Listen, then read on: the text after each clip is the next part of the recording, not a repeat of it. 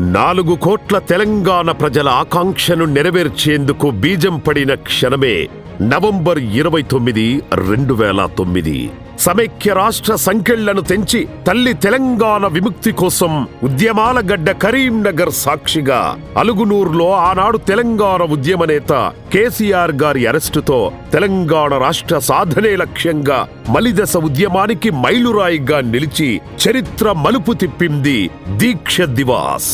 తెలంగాణ ఉద్యమ వీరుల త్యాగాలను మరియు ఉద్యమ గతిని మార్చిన చారిత్రక ఘట్టాన్ని స్మరించుకునేందుకు కరీంనగర్కు విచ్చేస్తున్న మన యంగ్ డైనమిక్ లీడర్ కేటీఆర్ గారు.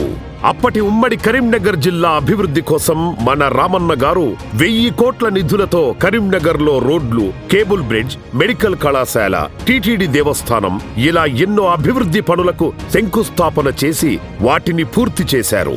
మరియు సాంకేతిక చదువులు చదివిన విద్యార్థులకు కరీంనగర్ కేంద్రంగా ఐటీ హబ్ను నెలకొల్పి ఎంతో మంది నిరుద్యోగులకు ఉద్యోగాలు కల్పించిన తెలంగాణ ఉద్యమ కెరటం మన కల్వకుంట్ల తారక రామారావు గారు నేడు కరీంనగర్లోని అలుగునూరులో జరిగే దీక్ష దివస్ కార్యక్రమానికి విచ్చేస్తున్న శుభ సందర్భంగా వారికివే మా స్వాగతం, సుస్వాగతం.